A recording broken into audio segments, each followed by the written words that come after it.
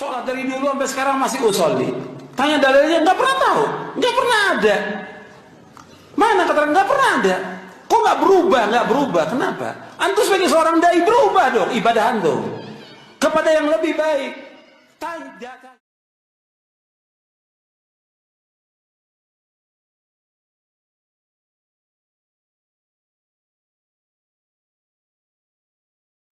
Assalamualaikum warahmatullahi wabarakatuh. Bismillahirrahmanirrahim. Menanggapi ceramah video Ustadz Yazid Jawas bahwa melafatkan niat atau mengucapkan usolli dan seterusnya saat akan menjalankan sholat tidak ada dalilnya.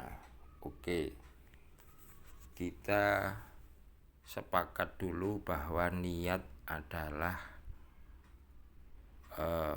harus dilakukan, bagian dari rukun atau ada yang mengatakan syarat. Al-a'malu binniyat, ini berdasarkan hadis Imam Bukhari bahwa amal itu syarat sahnya atau rukunnya harus dengan niat. Ada tagline innamal a'malu binniyat, bahwa sesungguhnya sahnya satu amal itu harus dengan niat. Kalau ini kita sepakat. Terus niat itu apa? Para ulama ahli fikih mendefinisikan qasdu syai' muqtarinan bi fi'li, bahwa adanya unsur kesengajaan di dalam hati yang besertaan dengan mengerjakan amal yang dikerjakan tersebut. Oke, kita garis bawahi bahwa niat adalah pekerjaan hati.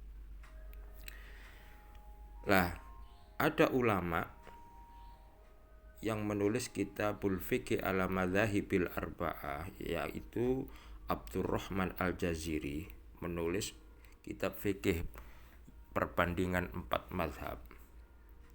Salah satu pendapat mazhab Syafi'i dituliskan oleh Abdurrahman Al-Jaziri dalam kitabnya Hukmut Talaffuz bin Niyah, hukum melafatkan niat, wa niyatul ada'i dan niat ada, awil qadha'i dan qadha, au nahwi dzalik atau sejenisnya. Yusannu ayyatalaffadha bilisanihi bin niyyati, disunnahkan melafatkan niat dengan lisan ka'iyakula, seperti ka'iyakula bilisanihi usolli fardhu zuhri masalan, seperti diucapkan oleh lisannya orang yang mau sholat, usolli fardhu zuhri masalan, saya akan mengerjakan sholat zuhur umpamanya.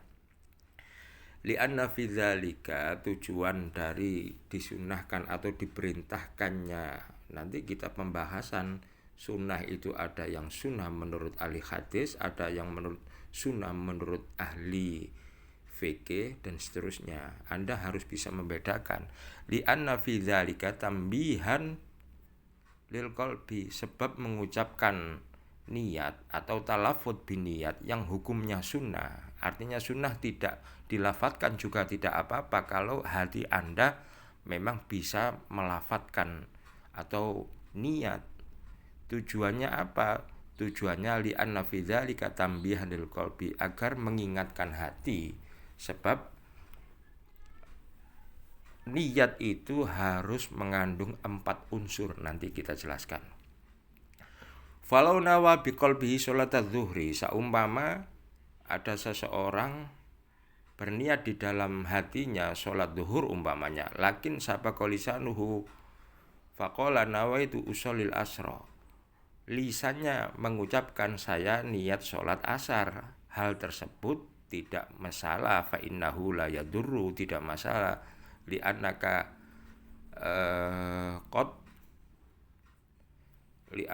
qad arafta annal mu'tabar fin niyah innama huwal qalbu, sebab engkau mengetahui bahwa niat yang dianggap itu adalah yang di hati. Wan nutqu bil lisan laisa biniyatin, mengucapkan niat itu bukanlah niat, itu hanyalah untuk membantu hati agar tidak melenceng dari tujuan niat.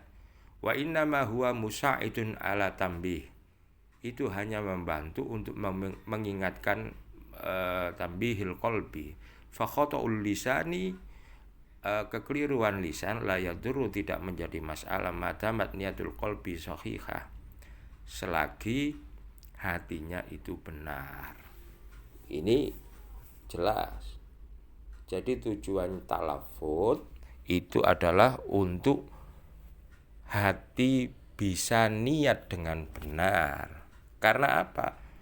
Karena niat yang benar menurut mazhab Syafi'i, contoh di kitab Kifayatul Akhyar, hati tersebut harus mencakup beberapa hal yang harus diucapkan atau diingat di dalam, atau di unsur kesengajaannya hati.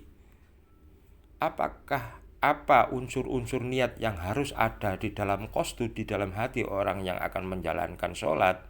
Kalau ini mencukupi, sudah cukup. Apa? Pertama, ahadua qasdu fi'lis sholati.